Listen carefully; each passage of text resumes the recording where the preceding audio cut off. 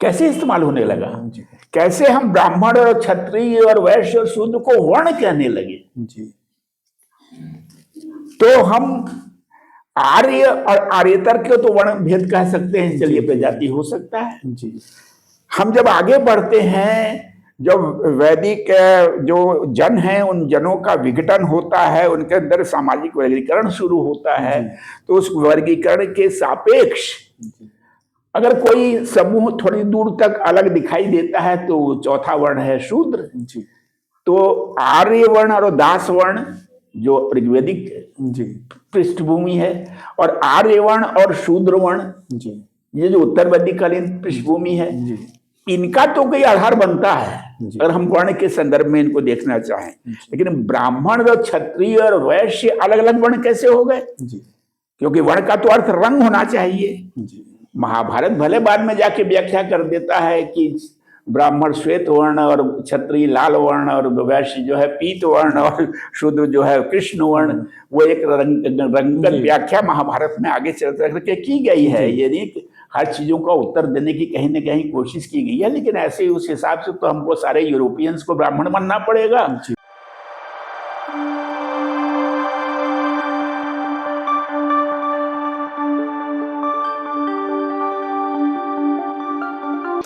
नमस्कार, आप देख रहे हैं सांची या सच की आवाज। मैं हूं कुमार विजय।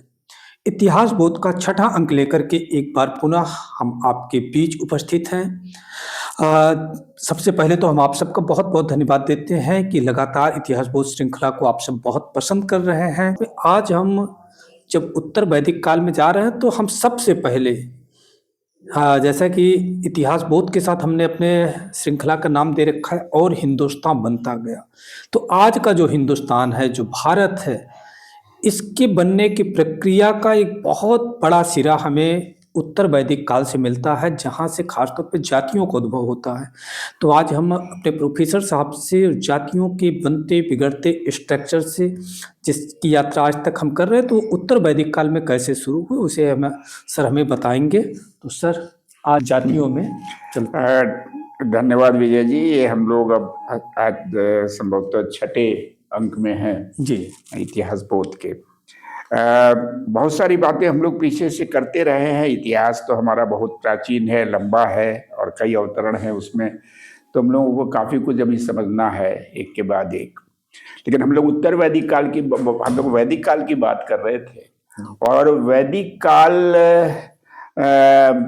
इतिहास के वैसे तो आद्य इतिहास के कालखंड में माना जाता है, क्योंकि बहुत सी प्रामाणिक चीजें तो नहीं मिल पाती। लेकिन उसके साथ ही साथ एक दूसरा भी संयोग है उसका कि इसमें एक बड़ी धार्मिक परंपरा का विकास हुआ, जिसको हम वैदिक ब्राह्मण व्यवस्था के रूप में देखते हैं। और हम लोगों ने पिछले अंक में चर्चा भी की कि किस तरह से कैसे कैसे देवताओं का प्रचलन हुआ, लोगों को कैसे कैसे नई नई शक्तियों में लोगों ने अपने विश्वास केंद्रित किए। लेकिन जब हम भारत के बारे में बात करते हैं इतिहास की, तो हमारा पूरा इतिहास बोध जो है तब तक अधूरा रहेगा जब तक हम अपने यहाँ जाति, वर्ण और जाति के उद्भव की स्थितियों को न समझेंगे। बल्कि मैं तो यहाँ तक समझता हूँ कि वर्ण और जाति की उत्पत्ति ने ही वह सारा कुछ भारत के इतिहास में उत्पन्न किया जो हम उसके राजनीतिक कथाक्रम में, उसके आर्थिक विकास क्रम में, उसके धार्मिक विकास क्रम में, उसके सांस्कृतिक विकास क्रम में, सभी चीजों में उसको परिलक्षित होता पाते हैं। अब इसकी बात करने के पहले एक थोड़ी सी बात को स्पष्ट कर लिया जाए कि जाति की जब हम बात करते हैं तो है क्या एक्चुअली। जाति का मतलब कि एक सामाजिक पहचान जी। और जब हम सामाजिक पहचान की तरफ देखें तो विश्व में हर जगह ही सामाजिक पहचाने रहे हैं जी। यानी कि चाहे वो क्षेत्रीय पहचान हो, चाहे वो आपकी आर्थिक पहचान हो, व्यवसायगत पहचान हो, आपके भाषाई पहचान हो, इस तरह की तमाम सारी पहचानें तो हर जगह रह रही हैं जी। लेकिन भारत में ऐसा क्या है कि सारी जगहों की जो भी पहचानें हैं उसके रहते हुए हमारे यहाँ और कहीं पर जाति व्यवस्था जैसी चीज नहीं है जी। हम एक उदाहरण से एक बात कहना चाहेंगे जिसको शायद सब लोग समझेंगे कि हम अंग्रेजों या पूरे यूरोप में एक समय सर्फडम की व्यवस्था देखते हैं, यानी दास प्रथा, विधवा दास प्रथा देखते हैं। जब वहाँ आर्थिक परिवर्तन हुए, राजनीतिक परिवर्तन हुए, तो वहाँ जब समाज खुला जी। जब ये बंधुआ मजदूर प्रथा खत्म हुई, स्लेवरी खत्म हुई, तमाम तरह की ऐसी चीजें खत्म हुई, तो उसके साथ साथ वहाँ जो उस प्रकार की जो समूह जो रूढ़ रूप से बने हुए थे वो भी खुल गए। और अब कोई नहीं जानता कि अमुक किस पीढ़ी से आया हुआ है या क्या उसका विशेष उच्चता या निचता है। जैसे कि हम लोग बहुत सारे विद्वानों के नाम सुनते हैं, कारपेंटर जी, तो ये स्वाभाविक है कि कारपेंटर मतलब उसके यहाँ व्यवसाय कभी कारपेंटरी करा रहा होगा और उसकी पहचान कारपेंटर के रूप में बनी, लेकिन वह उसके लिए कोई सामाजिक हीनता या उच्चता का उससे कोई संबंध नहीं जी। वो एक स्थिर उसका पहचान हो गई। स्मिथ यानी जो लोहार का काम करते थे कभी, तो उनके नाम के साथ स्मिथ, ऐसे तमाम सारे सरनेम आपको मिलेंगे। बिल्कुल, स्मिथ दोनों में रहे, ब्लैक स्मिथ हो गए श्वेतों में और श्वेतों में स्मिथ मात्र रहे। तो उस तरह के परिचय मिलेंगे, उनके साथ कोई व्यवसाय का कभी जुड़ाव दिखाई देता है, उनकी पीढ़ियों में रहा होगा, लेकिन वर्तमान में जब हम उनको देखेंगे तो प्रोफेसर हैं, डॉक्टर हैं या कुछ भी हैं, उस तरह का कोई स्टिग्मा उनके साथ जाति जैसा नहीं है, लेकिन भारत में है जी। यही एक सबसे बड़ी विडंबना है और विशेषता भी है भारतीय समाज व्यवस्था की जी।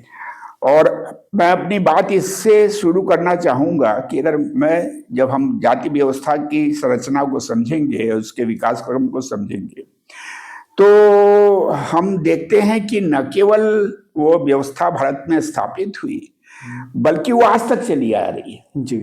सारे प्रयासों के बाद ध्यान ये भी दें कि कई बार आंदोलन हुए जाति व्यवस्था को समाप्त करने के लिए, धार्मिक आंदोलन हुए, तरह तरह के आंदोलन हुए जिसमें इसको चुनौती दी गई।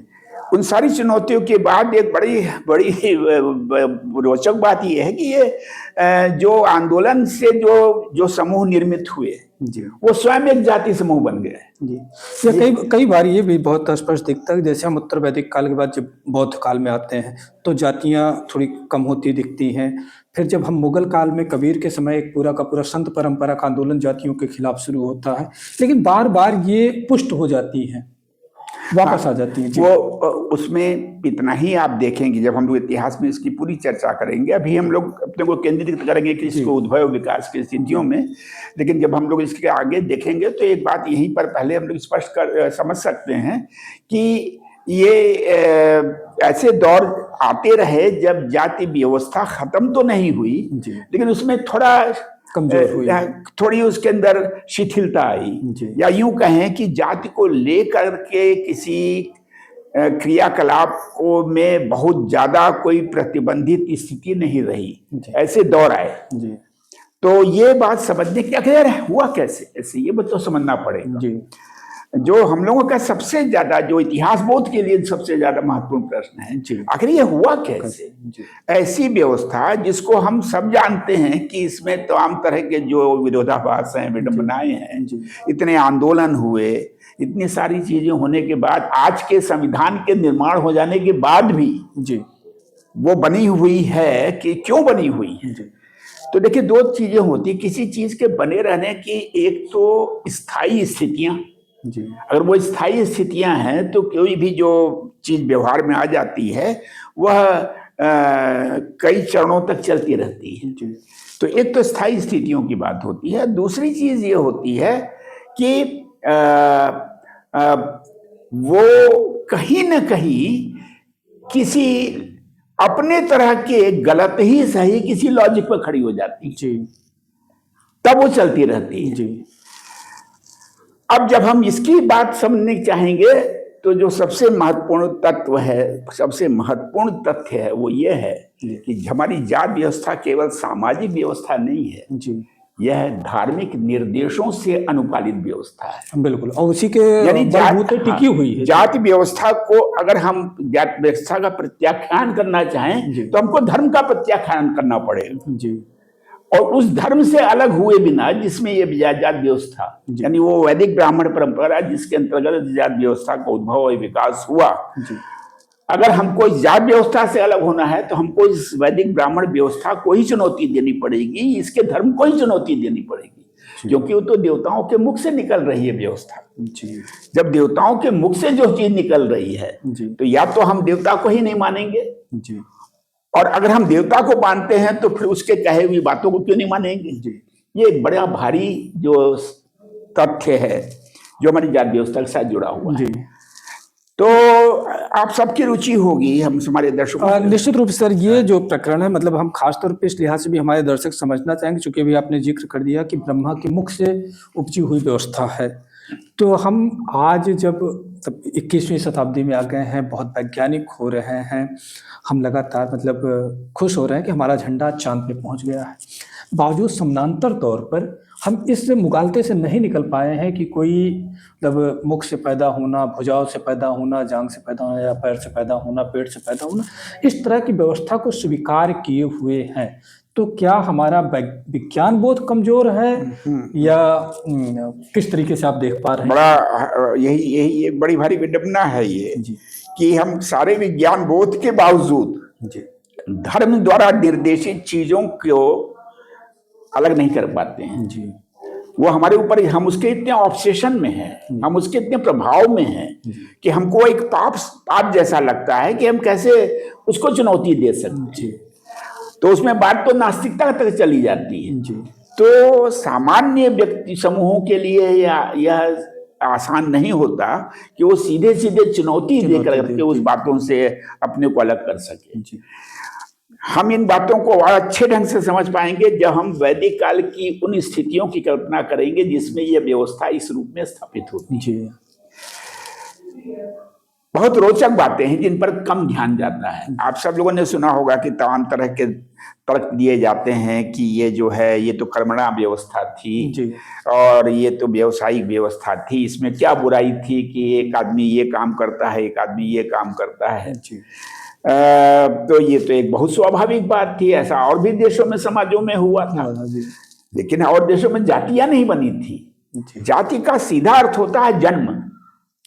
जब हम जन्माधारित सुनिश्चित कर देते हैं कि माँ के पेट से, किस माँ के पेट से बच्चा पैदा हुआ है और वो संतान क्या होगी, यह निर्धारण वहां से हो जा रहा है, वही है जाति। अगर उसकी स्थिति में परिवर्तन हो सकता है, वह ये इस पहचान को बदल के दूसरी पहचान ग्रहण कर सकता है, उसकी स्वीकारोक्ति बनती है, तो जाति कुछ भी रहे क्या फर्क पड़ता है। लेकिन जब हम उसके लिए वो रूढ़ हो जाती है, हमारे पैदाइश से रूढ़ हो जाती है, तो हम जिस भी बात को कहते हैं कि अगर वो पैदाइश से रूढ़ हो जाती है तो इसके वो अपना लॉजिक खो देती है। तो वो किसके बल पर चल सकती है? वो केवल धर्म के बल पर चल सकती है। लॉजिक के बिना कोई भी चीज धर्म पर चल सकती है, धार्मिक निर्देशों के नाम पर चल सकती है, ईश्वर के नाम पर चल सकती है, जिसको ये प्रमाणित करने की जरूरत नहीं है कि ईश्वर तुम्हारे सामने आए थे कि नहीं आए थे। ईश्वर ने, ब्रह्मा ने सचमुच क्या ऐसा आके कहा था या ऐसा हुआ था, क्योंकि उसको बताने वाला और लिखने वाला तो व्यक्ति ही है। तो अल्टीमेटली लेकिन वो धर्म के माध्यम से बात कह रहा है, वो ईश्वर के नाम से ये बात कह रहा है और उसको हमने स्वीकार कर लिया है। तो फिर वो उसका प्रत्याख्यान करना या उसकी आलोचना करना वो धर्म विरुद्ध बात हो जाती है, वो एक प्रकार का पाप हो जाता है। तो यह एक उसके पीछे है। तो अब ये कैसे हुआ, इसको हम लोगों को बहुत सहज ढंग से समझने की जरूरत है। हमने उत्तर वैदिक के बाद काल में, हमने वैदिक काल की बात जब हम लोग कर रहे थे तो हम लोगों ने ये देखा कि वैदिक काल की दो स्थितियां रहीं। एक पूर्व वैदिक वाली जिसमें वैदिक ऋचाओं की रचना हुई, और फिर उसके बाद जब विभिन्न संस्थाओं का निर्माण होना शुरू हो गया। एक तो धार्मिक प्रवृत्तियों का नया रूप आना शुरू हो गया, दो धाराएं यानी ब्रह्म चिंतन और उसके साथ साथ त्रिमूर्तियों की स्थापना। विष्णु एक प्रमुख देवता के रूप में स्थापित होते हैं, शिव स्थापित होते हैं, ब्रह्मा होते हैं। उसके पैरेलल आपको हम लोग चर्चा कर रहे थे कि तमाम संस्थाओं का विकास होता है, नहीं राज्य की संरचना, राज्य का विकास हो रहा है, पूरी पूरी राज्य के विस्तार के उपक्रम उनके सिद्धांत बन रहे हैं। मैंने एक चीज की चर्चा उस दिन नहीं की और उसको भी यहाँ जोड़ लें कि कृषि के विस्तार की भी एक नई स्थितियां बननी शुरू हो जा रही हैं, जिसको एक हम रिचुअल, एक कर्मकांड के साथ जोड़ना शुरू करते हैं। उसके लिए एक विशेष यज्ञ बनाया गया, गवामयन यज्ञ। गवामयन जी, वो उसी का यज्ञ है। कृषि कैसे की जाए, यानी किस मुहूर्त में शुरू की जाए और उसके लिए किस तरह के रिचुअल्स, कर्मकांड किए जाए, यानी उसको भी एक संस्थागत रूप, वह एक स्वतः क्रिया के रूप में न रह के, उसी तरह से हमने गुरुकुल प्रणाली की भी बात की कि वो भी एक संस्थागत रूप में शिक्षा की व्यवस्था। तो हम यहीं से हमारा समाज उत्सव धर्मी भी होना शुरू हो जाता है। हाँ, उत्सव धर्मी भी होना शुरू होता है जी। तो ये है, अब यहीं पर है वो जो सबसे महत्वपूर्ण पक्ष है जिसका विकास उद्भव दिखाई देता है जी। एक बहुत रुचिकर घटना है। ऋग्वेद में किसी बहुत बड़ी राजनीतिक घटनाओं की चर्चा तो है नहीं जी। अधिक से अधिक आर्य और आर्यतर लोगों के बीच के संघर्ष और द्वंद्व की बातें हैं, और तमाम जो जन हैं, जो आर्यतर जन हैं, उनके ऊपर विजय की बातें हैं। तो ये सब चलता रहता है, लेकिन एक घटना बहुत महत्वपूर्ण है जिस पर कि इतिहासकारों ने भी कम ध्यान दिया, वह है दशराग युद्ध। और मजेदार बात यह है कि दशराग युद्ध जो की है यह ऋषिकुल मंडल में है जी, यह बाद के मंडलों में नहीं है। ऋषिकुल मंडल में ये दशराग युद्ध जो है उसमें चर्चा क्या है, एक छोटी सी बात है। हम एक बहुत बड़े स्कॉलर का नाम लेना चाहेंगे, अपनी बहुत सारी बातों को हमने किसी का नाम लिए बिना कहा है, लेकिन एक व्यक्ति का नाम लेना मैं बहुत जरूरी समझता हूँ, प्रोफेसर अनंत सदाशिव घुरिये। घुरिये साहब पूना के प्रोफेसर, और वो समाजशास्त्र के व्यक्ति, लेकिन समाजशास्त्र के किसी व्यक्ति में इतिहास की इतनी गहरी समझ हो ऐसा बहुत विरल ही देखने को मिला। और घुरिये साहब उन विद्वानों में आते हैं जो उन्होंने जात के उद्गम के बीज को पकड़ा, सूत्र को पकड़ा जी। दशराग युद्ध क्या है? दशराग युद्ध में जो घटना है, संदर्भ है, वो इतना ही है कि राजा सुदास भरत जन का राजा है जी। विश्वामित्र जो उन्हीं के एक दूसरे कुल से, यानी सुदास त्रिशुत कुल से है और विश्वामित्र कुशिज कुल से हैं, दोनों भरत जन के हैं जी। और विश्वामित्र उनके पुरोहित हैं, सुदास के वो पुरोहित हैं जी।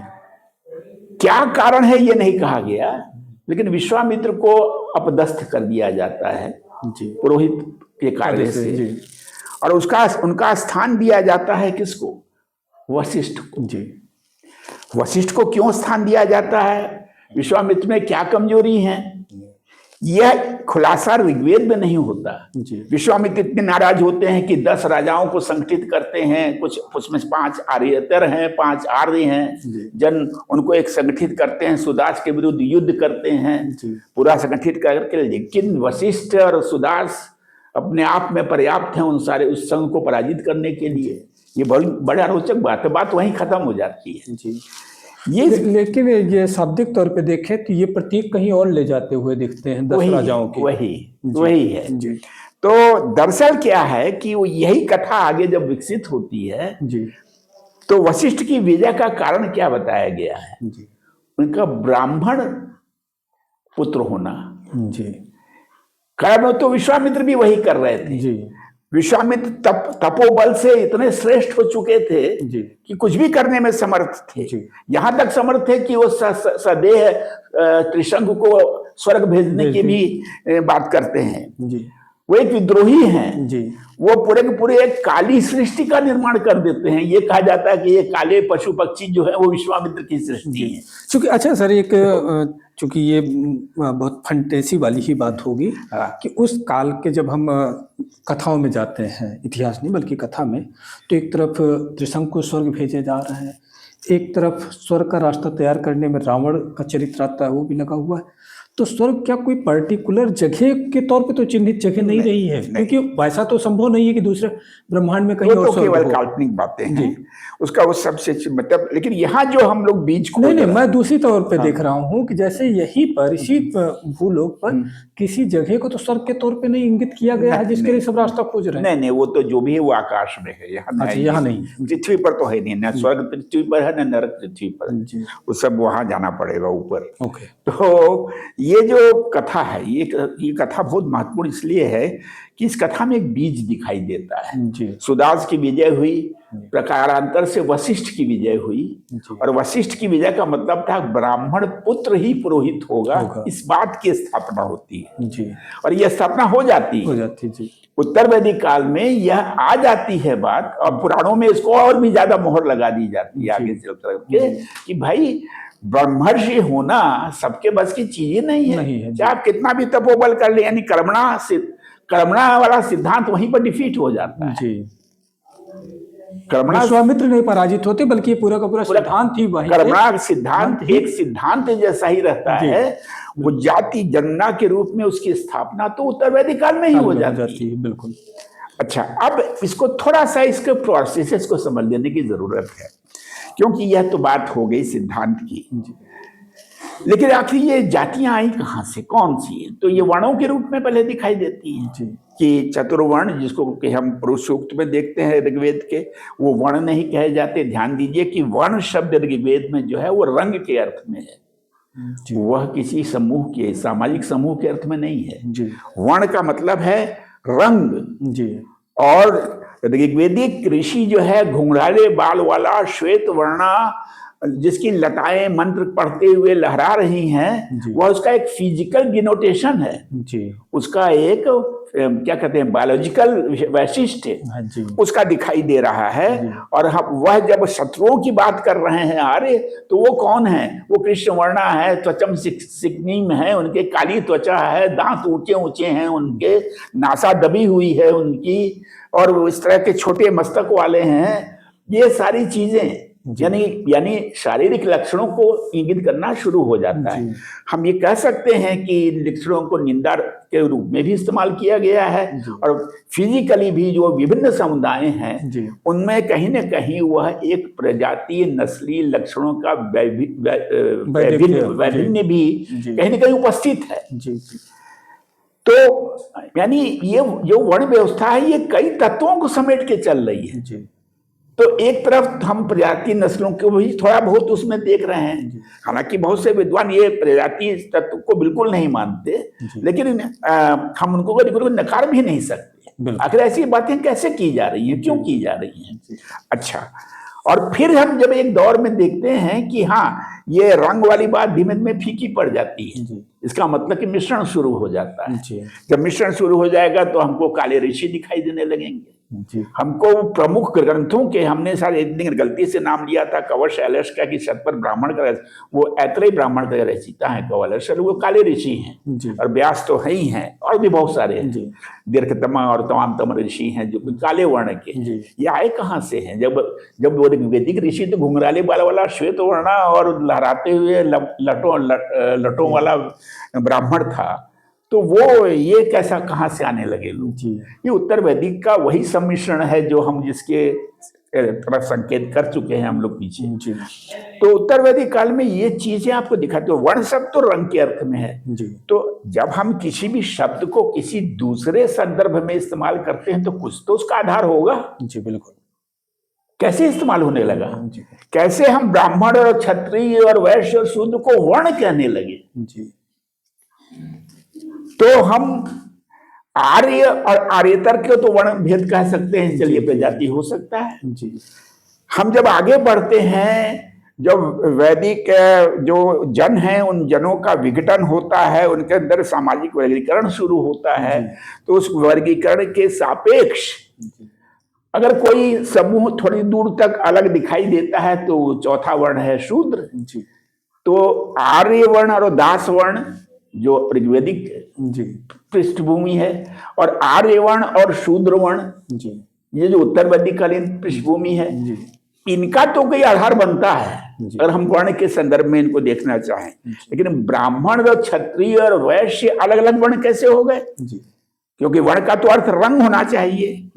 महाभारत भले बाद में जाके व्याख्या कर देता है कि ब्राह्मण श्वेत वर्ण और क्षत्रिय लाल वर्ण और वैश्य जो है पीत वर्ण और शूद्र जो है कृष्ण वर्ण, वो एक रंगत व्याख्या महाभारत में आगे चल करके की गई है। यानी हर चीजों का उत्तर देने की कहीं ना कहीं कोशिश की गई है, लेकिन ऐसे ही उस हिसाब से तो हमको सारे यूरोपियंस को ब्राह्मण मानना पड़ेगा और सारे निग्रो लोगों को जो कि है शूद्र मानना पड़ेगा और सारे भूरे लोगों को हम लोगों को क्षत्रिय मानना पड़ेगा और जापानियों को जो है वो वैश्य मानना पड़ेगा। तो अगर उस दृष्टि से चलेंगे तो वो सारी चीजें तो बड़ी हास्यास्पद हो जाएंगी। तो इस तरह का जो रंगत महाभारत में जो बातें आगे कही गई हैं कि वर्णों का ये दरअसल फिर वहां पर एक व्याख्या भी की जाती है कि इन गणों इस रंगों से मत तात्पर्य गुणों से है। अब देखिए कर्म से फिर गुण तक आ गए, व्यवसाय गुण की तरफ कितना फ्लेक्सिबल रहा है, बहुत बहुत फिर गुण की तरफ आ गए कि चूंकि सतोगुण से युक्त है ब्राह्मण इसलिए वो श्वेत है, रजस गुण से युक्त है क्षत्रिय तो वो लाल है, और उसी तरह से जो विभिन्न रजस और तमस में है तो वो वैश्य है, और जो एकदम तमस में है वो है शूद्र। तो गुणों से उसका समीकरण शुरू हो गया। तो हम प्रजाति के रूप में भी देख रहे हैं वर्ण, फिर हम कर्म के रूप में भी देख रहे हैं। हाँ, अभी हमने कर्म की बात नहीं व्याख्यायित की, उसको बहुत ही वो रोचक तत्व है। रोचक तत्व ये भी है कि जब हम ऋग्वेदिक आर्यों की बात करते हैं तो कर क्या रहे थे वो सब, उनके पास था क्या? एक ऋग्वेदिक आर्य जन का समूह क्या कर रहा था? तो उनका ब्राह्मण जो है मंत्र रच रहा था, राजन उनका सरदार था जो उस कबीलों को लीड कर रहा था, लड़ रहा था, भिड़ रहा था, अपने लिए सुरक्षित करने के लिए अपने समूह को। उनका विष, जिसको सामान्य जन जो उस जन समूह के थे उसको विष कहते थे, विष क्या कर रहा था? इसके बाद तो कुछ काम ही नहीं था। तो करते आ रहा था, कुछ लोहारगिरी कर रहा है, हल्का फुल्का। बढ़ई का काम बहुत महत्वपूर्ण है ऋग्वेद। रथकार बहुत महत्वपूर्ण व्यक्ति होता है क्योंकि रथ का निर्माण करता है। तो इस तरह के जो शिल्प हैं कुछ जो आर्य विष के अंदर संचालित हो रहे थे, और अभी वो पूरी तरह से ये भी रूढ़ नहीं हुए थे कि यही अमुक व्यक्ति करेगा या ये नहीं करेगा। उसके कर्म के करते समय उसकी एक पहचान हो सकती थी कि ये है, ये कुलाल है, ये है, हाँ, इस तरह के।